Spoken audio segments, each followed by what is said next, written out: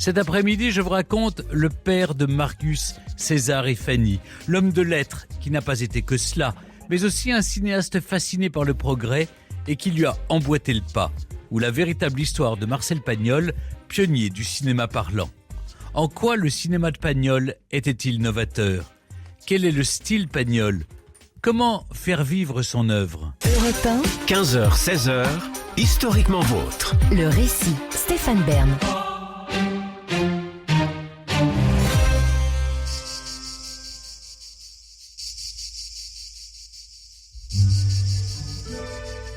Nous sommes le 9 octobre 1931 et le film Marcus d'Alexander Korda sort sur les écrans de cinéma.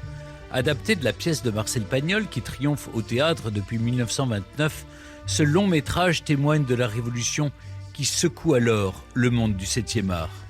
Tendez l'oreille.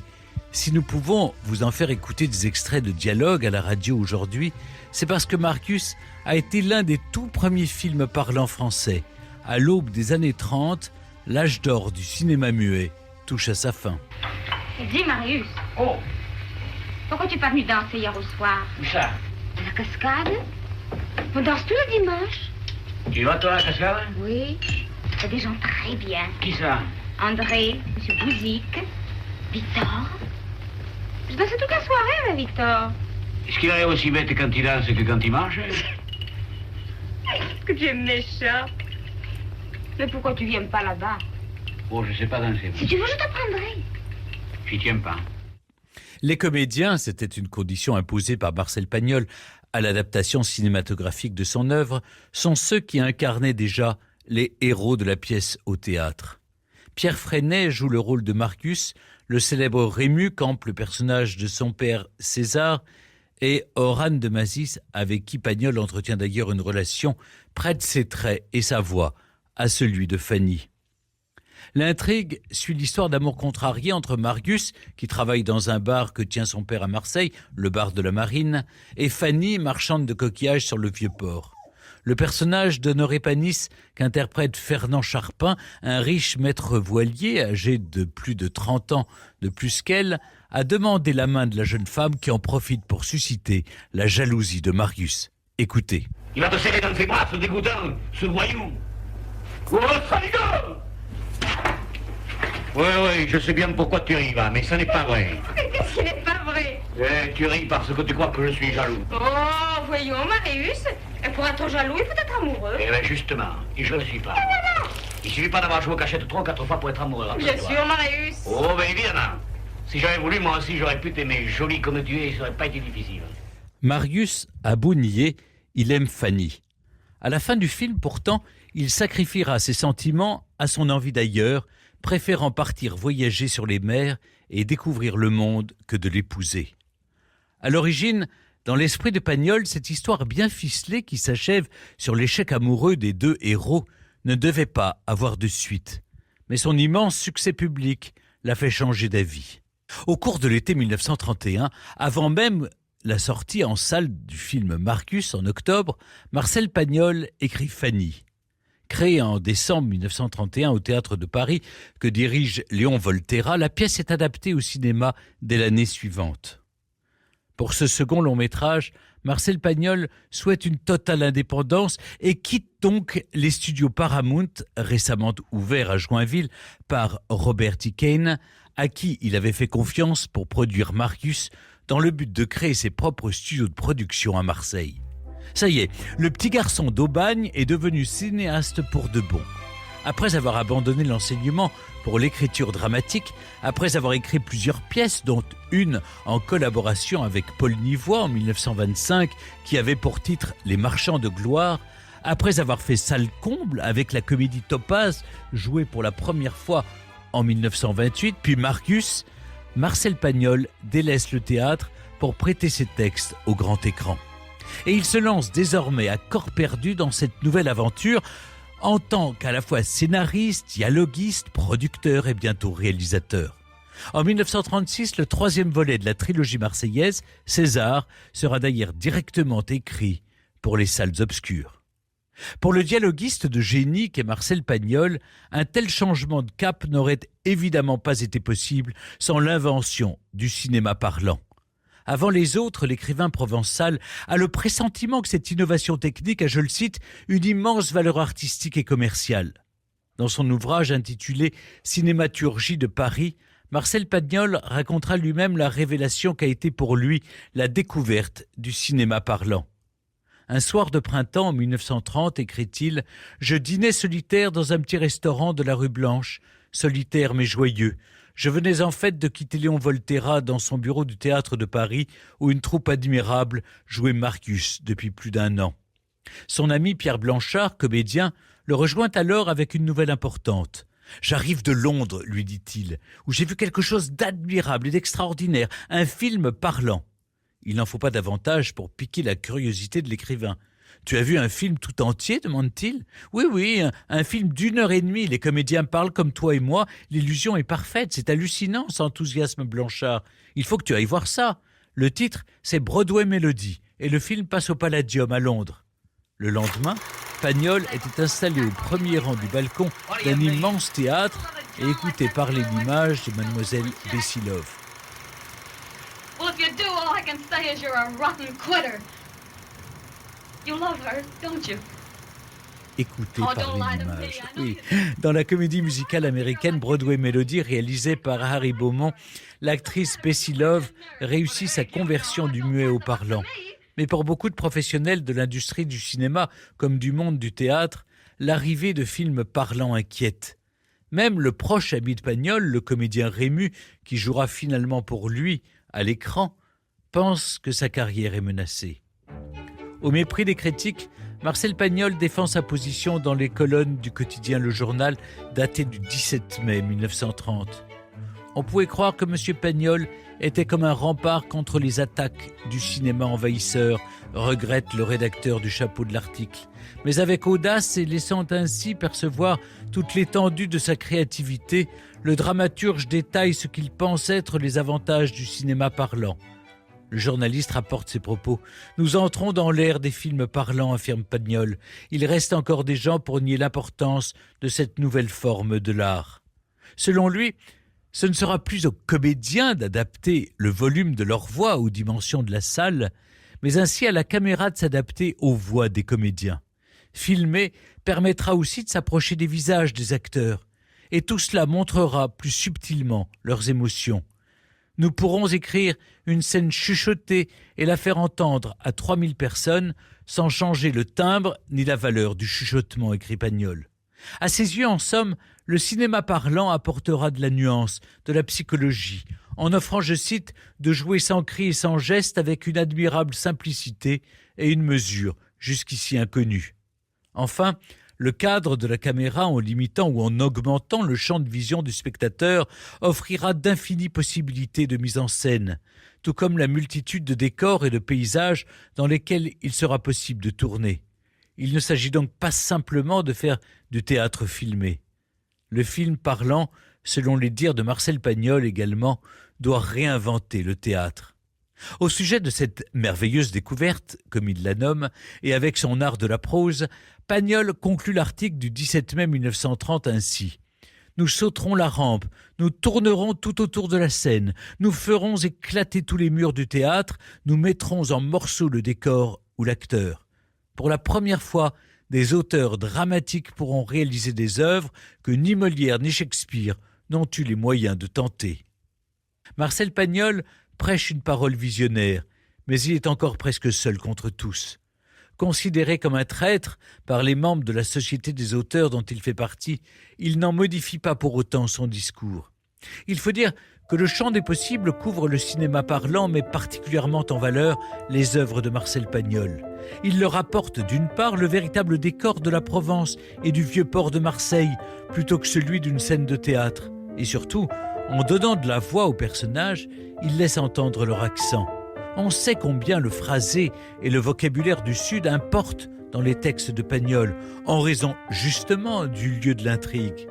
Le critique de cinéma André Bazin rappellera plus tard que l'accent ne constitue pas chez Pagnol un accessoire pittoresque, une note de couleur locale. Il est consubstantiel au texte et par là au personnage. L'accent, ajoute-t-il, est la matière même de leur langage, son réalisme. Dans les premières minutes du film, Marius, une scène célèbre qui se déroule dans le bar de la Marine, montre ainsi César y enseigner à son fils sa recette très spéciale du picon citron curaçao, un cocktail préparé avec une forte pointe d'accent du sud-est. Écoutez. Tu mets un tiers de curaçao. Fais attention, hein. Un tout petit tiers. Un tiers de citron. Un bon tiers de picon. Et alors, un grand tiers d'eau. Voilà. Et ça fait 4 tiers. Hein. Et alors? Eh bien, dans un verre, il n'y a que 3 tiers. Mais imbécile, ça dépend de la grosseur des tiers. Eh non, ça dépend pas. Pourquoi ça dépend pas? Mais c'est de l'arithmétique, ça. Ouais, mais ne cherche pas l'arithmétique, ne cherche pas à détourner la conversation, n'est-ce pas? S'il donne au film de Marcel Pagnol des airs populaires, l'accent marseillais participe aussi pleinement du rythme et de la richesse des dialogues. Dites, monsieur Escartefille, ça ne vous fait rien quand vous voyez passer les autres? Quels autres? Les autres bateaux, ceux qui prennent le port en long au lieu de le prendre en travers. Pourquoi veux-tu que ça me fasse quelque chose? Parce qu'ils vont loin. Oui. Et d'autres fois, ils vont profond. Et le soir, quand vous partez pour la dernière traversée, qu'il y a toutes ces lumières sur l'eau, il vous est jamais venu l'envie Quelle envie? de tourner la barre tout à coup et de mettre le cap sur la haute mer? Sur la haute mer? Mais tu deviens fada, mon pauvre Marius. Pagnol n'est pas un auteur dramatique converti au cinéma, résume finalement Audrey Bazin, mais l'un des plus grands auteurs de films parlants. Et comme je vous le disais, l'écrivain ne se contente pas d'écrire. Si pour réaliser Fanny en 1932, Marcel Pagnol a fait appel au réalisateur Marc Allégret, il acquiert très vite les compétences suffisantes pour mettre lui-même en scène ses scénarios. Tous ne sont pas inspirés de ses pièces. En 1933, il réalise son premier film, Le gendre de Monsieur Poirier, d'après une pièce de théâtre d'Émile Augier et Jules Sandeau. Au cours de sa carrière, en plus de ses créations originales, Pagnol adaptera ainsi au cinéma des œuvres de Jean Giono, de Georges Courteline ou encore d'Alphonse Daudet. À partir de romans ou de nouvelles de Giono, il écrit, produit et réalise successivement Geoffroy en 1933, Angèle en 1934, Requin en 1937 et La femme du boulanger en 1938. En parallèle, il signe aussi une deuxième adaptation de Topaz et la comédie, Le Spoons. L'humble fils de Joseph l'instituteur a plus d'une corde à son arc. Elle voit loin, très loin. Après avoir fondé sa propre société de production, mais aussi une société de distribution et même des salles de cinéma, Pagnol rêve de créer un Hollywood provençal. Imaginez donc. En 1934, il a même acheté dans ce but 25 hectares de collines en surplomb du village de La Treille à Marseille, où il fait construire des décors pour ses propres films. Quelques années plus tard, il fait aussi l'acquisition du château de la Busine, où il compte créer de nouveaux studios et un espace accessible au public. Mais la marche de l'histoire le rattrape. Qui sait ce qu'aurait donné ce projet fou si la Seconde Guerre mondiale n'y avait mis un terme? Les événements qui secouent l'Europe puis l'occupation allemande en France empêchent Marcel Pagnol de construire sa cité dédiée au 7e art, mais il ne cesse pas pour autant de faire des films. En 1940, il réalise et produit notamment La fille du puisatier, dont il signe le scénario original. Un classique de Pagnol, directement pensé pour le cinéma, dans lequel on retrouve les acteurs Rému et Fernand Charpin aux côtés de Fernandel ou Josette Day, sa compagne de l'époque. C'est la dernière fois alors que Marcel Pagnol dirige son ami Jules Murer, dit Rému. La guerre n'est cependant pas sans incidence sur le déroulé des tournages.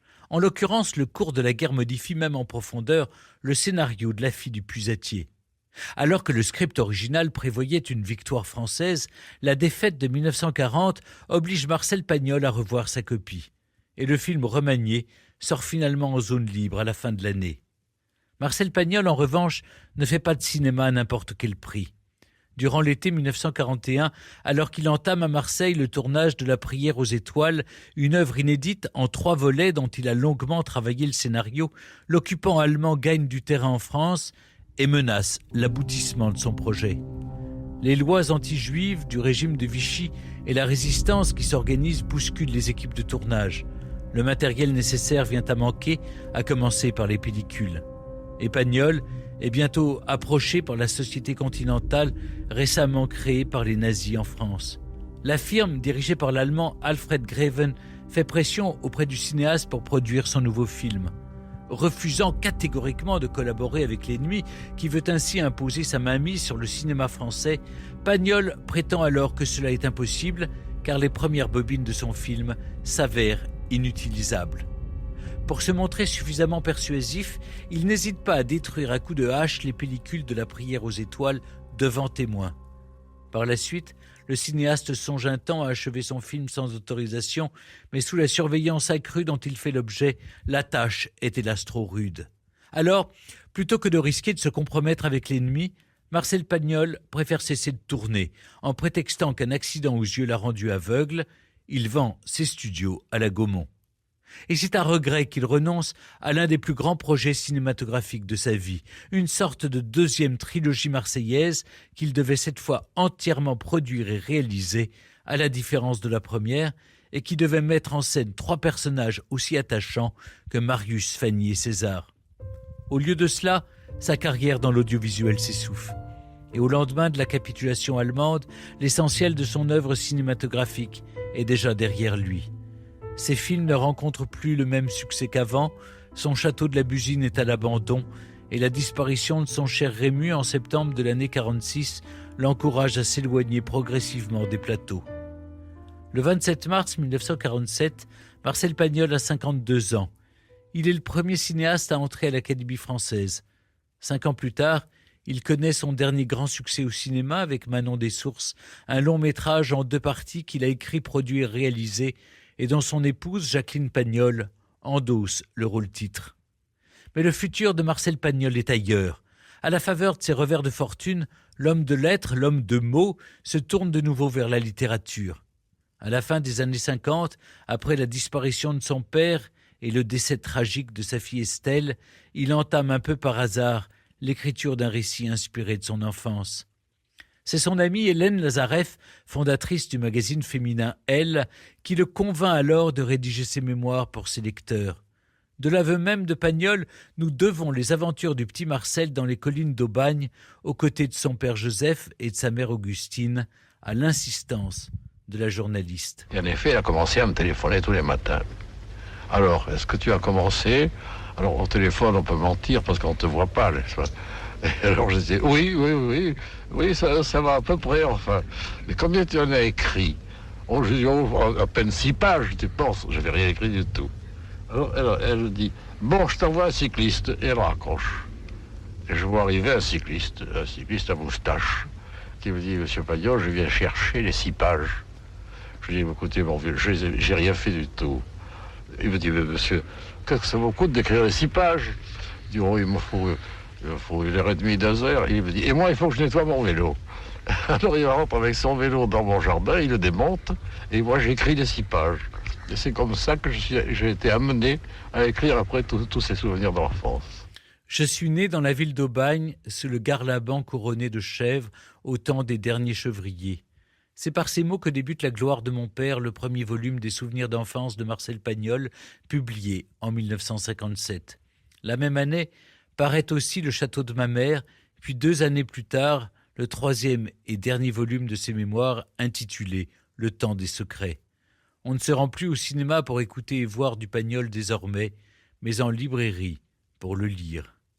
Ses œuvres ont beau être des classiques, Marcel Pagnol, lui, ne fait pas les choses comme tout le monde.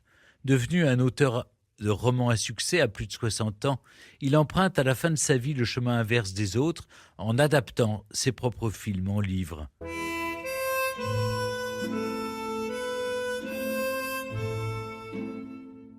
En 1963, il publie ainsi L'eau des collines, un roman en 2 tomes racontant la vie de Jean de Florette et de Manon des Sources.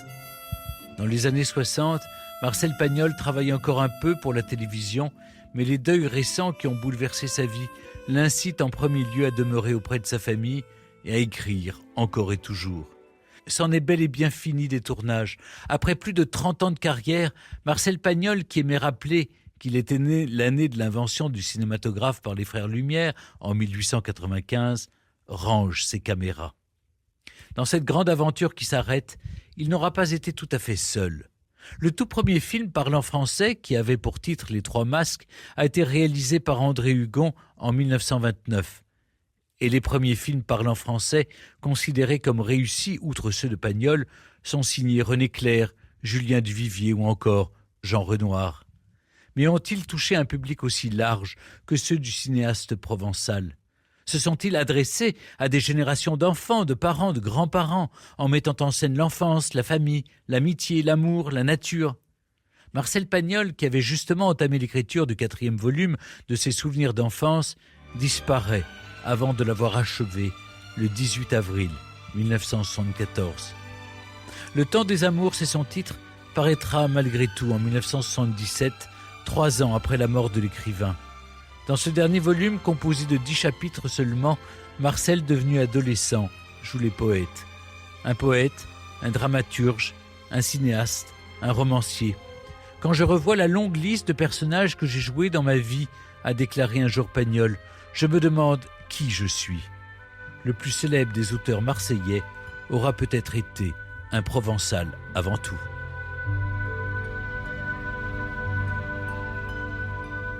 Europe 1, historiquement vôtre.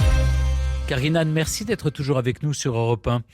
Marcel Pagnol était un Provençal avant tout. Comment dépeint-il la Provence et ses habitants dans son œuvre ? Qui est le Provençal selon Marcel Pagnol ?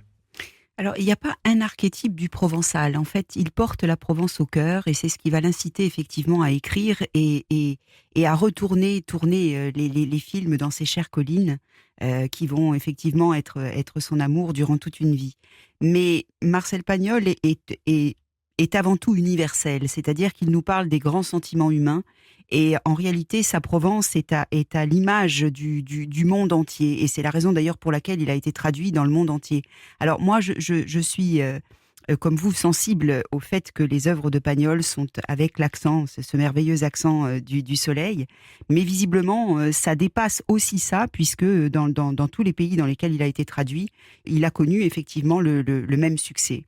Maintenant, la Provence, chez Pagnol, c'est un pays rêvé, c'est un pays de refuge, c'est un pays imaginaire, c'est ce qui va nourrir son inspiration, je le dis souvent, c'est un topos littéraire, donc il va nourrir son inspiration, mais c'est aussi un pays sublimé qui n'a en réalité peut-être pas grand-chose à voir avec la réalité. C'est-à-dire que quand on écoute le style de Pagnol, quand on écoute la manière qu'il a, par exemple, de la décrire dans les souvenirs d'enfance, on se rend compte que c'est un pays rêvé.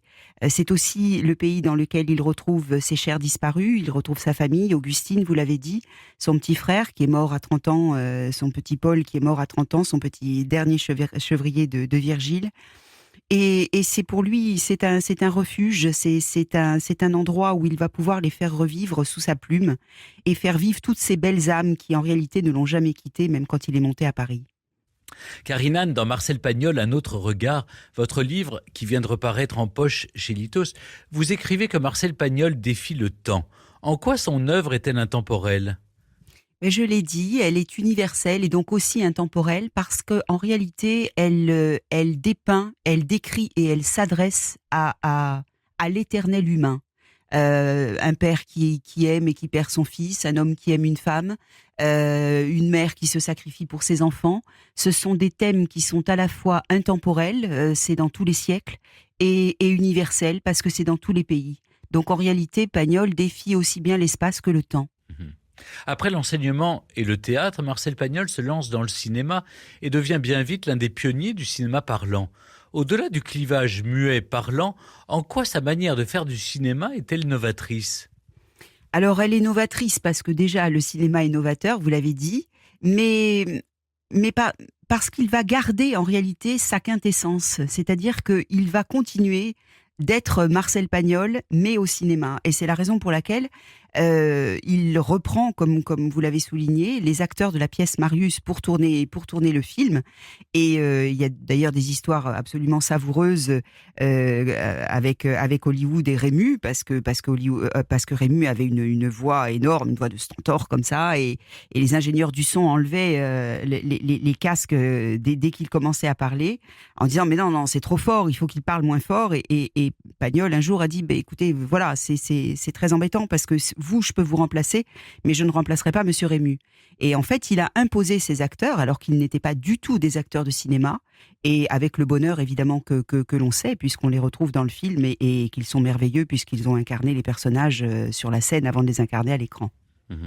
Mais Marcel Pagnol est un touche-à-tout qui va passer du théâtre au cinéma. Et vous écrivez, Karinan, que ce qui l'anime et qui le fascine avant tout, c'est le progrès. Oui. Oui, vous avez raison de le souligner, Stéphane. Pagnol disait, quand on lui demandait qui auriez-vous aimé être, il répondait n'importe qui au XXIe siècle. C'est un homme extraordinairement curieux, un touche-à-tout, oui, mais de génie. Qui avait aussi une âme d'ingénieur. Il a construit la Topazette, qui était curieux au point d'écrire un livre sur le masque de fer. Il avait une curiosité absolument insatiable dans tous les domaines. Et c'est vrai que le cinéma, étant donné qu'il en était à ses balbutiements, a été pour lui un terrain de jeu formidable dans lequel il a pu effectivement créer et se réaliser. Dans les années 40, sous l'occupation, Marcel Pagnol entame le tournage de La Prière aux étoiles, une œuvre prévue en 3 volets. Mais sous la pression de l'occupant qui souhaite produire le film et en faire un instrument de propagande, Pagnol détruit ses pellicules. Quel était le scénario de ce film ? Pourquoi est-ce qu'après la Libération, Marcel Pagnol ne reprendra jamais ce projet ? Alors, vous me faites très plaisir de parler de ce film, parce que c'est un film que j'adore, enfin que je n'ai pas vu, mais dont j'adore les dialogues. C'est un film extraordinairement personnel, en fait, de Pagnol, et c'est peut-être la raison pour laquelle il ne l'a pas repris, parce que d'abord, c'est quelque chose qui est intimement lié à sa relation avec Josette Day, dont il était éperdument amoureux, et bon, ils se sont séparés, donc il n'a pas envie de reprendre ce rôle, mais c'est un film qui décrit l'histoire d'un homme qui regrette en fait l'amour qu'il aurait pu avoir quand il n'était pas encore connu. Et Pagnol disait des fois, j'aurais aimé que les femmes qui aujourd'hui m'aiment passionnément aient pu m'aimer passionnément quand je n'étais encore pas le cinéaste que je suis, parce qu'aujourd'hui, parce que je les ai vues nues un instant, il faudrait que je les habille toute une vie. Et c'est vrai qu'il avait peut-être ce regret, il a énormément évoqué les affres peut-être de la célébrité, le fait que quand on est connu, quand on est célèbre, on peut avoir du mal à faire confiance, à avoir du mal à penser qu'on puisse être aimé pour soi. Et ça, il l'exprimait dans la Prière aux étoiles, avec cette quête magnifique de l'amour. Il avait dans ses dialogues un passage merveilleux qui dit « Parce que je suis une eau sur qui rien ne se penche, une source sans image qui attend son reflet ». Et je trouve que ça, une personne qui attend l'amour, qui espère l'amour, cette phrase-là est absolument magnifique. Et d'ailleurs, une partie de La Prière aux étoiles devait être tournée à Paris, une grande première pour le Provençal Marcel Pagnol. Oui, c'était assez rare, mais comme il voulait tourner chez Léon Volterra à Luna Park, il fallait effectivement tourner à Paris. Ça a été un tournage vraiment difficile et sa relation avec Josette Day commençait d'être compliquée. Ça a été une page qui s'est tournée, en fait, La Prière aux étoiles, et quand il l'a détruit, quand il a détruit les pellicules, il n'a pas souhaité y revenir après, et je pense que c'est vraiment très dommage, et j'invite les gens qui nous écoutent à aller vers le texte qui est publié et qui est vraiment très beau. Karinan, Marcel Pagnol a créé de nombreux personnages ancrés dans l'imaginaire collectif. Parmi les plus connus, il y a bien sûr César, Marius ou Fanny. Un mot justement sur les femmes dans son œuvre, auquel vous vous intéressez dans un chapitre intitulé « Et Pagnol créa la femme ». Comment la gente féminine est-elle dépeinte par Pagnol ? Alors en fait, contre toute attente, on voit souvent des gens pour caricaturer Pagnol en mâle méditerranéen. En fait, c'était quelqu'un qui portait vraiment la liberté des femmes. Quand on étudie l'œuvre de Pagnol, loin d'être cet auteur qui condamne une femme parce qu'elle tombe enceinte en dehors des liens sacrés du mariage, puisqu'à l'époque, il faut quand même se remettre dans le contexte, c'était effectivement la grosse honte, c'était l'opprobre qui tombait sur toute une famille. Et en fait, Pagnol, lui, réhabilite ces femmes, parce que justement, elles aiment, elles ont aimé, et elles se sacrifient encore par amour, puisqu'elles vont se sacrifier pour l'enfant à naître. Et en réalité, on a cette clé dans la trilogie dont vous avez parlé, quand Honorine suggère à Fanny de ne surtout rien dire à Panis du fait qu'elle est enceinte pour qu'il l'épouse, et Fanny lui dit mais il serait là le vrai déshonneur. Et en fait, chacune de ces héroïnes, le thème de la fille-mère est un thème très cher à Pagnol. Quand il l'emprunte à d'autres auteurs, je pense à Zola pour Naïs, ou je pense à Giono pour Angèle, c'est encore ce thème que l'on retrouve, pour la bonne raison que sa propre mère, effectivement, avait vécu ça. Et ça, c'est peut-être une douleur que Pagnol a gardée en lui et qu'il aura développée tout au long de son œuvre. Et en réalité, il réhabilite les femmes pour montrer à quel point elles sont courageuses et magnifiques. Est-ce qu'à l'inverse, il avait quel est l'archétype du personnage masculin chez Pagnol ? J'ai coutume de dire qu'on a les héros et les personnages. Alors les personnages, ce sont escartefigues qui vont jouer aux cartes, faire rire, et les héros, ils sont porteurs de la dramaturgie, ils sont porteurs de cette intensité dramatique qui frémit au cours de toute son œuvre. C'est César, effectivement, dans sa douleur de perdre son fils, le puisatier dans sa douleur de perdre sa fille. On remarque aussi au passage que ce sont souvent des cellules monoparentales, comme l'était son père lui-même, Joseph. Et là, effectivement, ce sont des gens qui se battent pour l'honneur, qui sont dépositaires des grands sentiments, mais aussi des grandes souffrances, mais qui ont vraiment comment dirais-je, le sens de l'honneur, mais de ce bel honneur, pas cet honneur imbécile qui peut pousser à des débordements. Cet honneur, ce sens de la vie, ce sens du cœur. Oui, ils en sont tous dépositaires. Vous avez consacré votre thèse de doctorat au style Pagnol. Quel est-il ? Quelles en sont les principales caractéristiques ? Vous parlez d'une légende selon laquelle son écriture relevait de la facilité. Eh bien, oui, parce que, compte tenu justement de l'épisode que vous avez narré tout à l'heure avec Hélène Lazareff, où il a effectivement produit 6 feuillets qui ont été publiés dans le journal Elle pour les vacances de Noël. Sauf que quand on regarde ces feuillets et que l'on les compare avec, en effet, le début des souvenirs d'enfance, on se rend compte que ça n'a plus rien à voir. Et en réalité, le style de Pagnol est un style d'épure, c'est-à-dire qu'au départ, il vénérait Edmond Rostand, il aurait aimé écrire en vers, et il a énormément travaillé pour arriver justement à un style dépouillé, où tous les mots sont très simples, mais où les images, les métaphores parcourent le texte et nous abreuvent de sensations, de sensualité, et de beauté à chaque instant. Et on le voit avec les manuscrits. C'est vraiment une écriture, un travail de l'épure, Pagnol. Je l'ai raconté, Marcel Pagnol a tout fait. Il a été dramaturge à succès, cinéaste novateur, écrivain, membre de l'Académie française.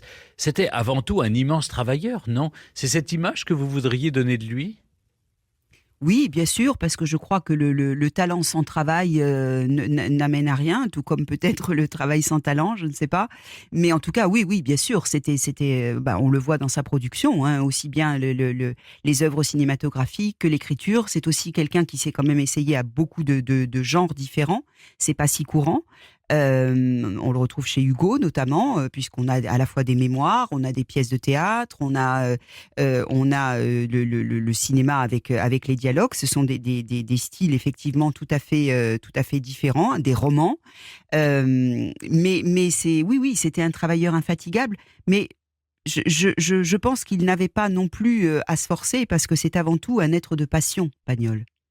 Est-ce qu'il est encore étudié à l'école ? Est-ce que l'université, les chercheurs continuent de s'emparer de son œuvre ? Alors écoutez Stéphane, je suis très fière de vous dire qu'il fait encore partie des 50 auteurs les plus étudiés en France aujourd'hui, pour la bonne raison que les souvenirs d'enfance, et il en avait tout à fait conscience et ça l'amusait, puisque son père était instituteur, sont une mine de dictée. Donc, puisque la dictée a été réhabilitée, on utilise beaucoup les souvenirs d'enfance, notamment dans les classes de 6e.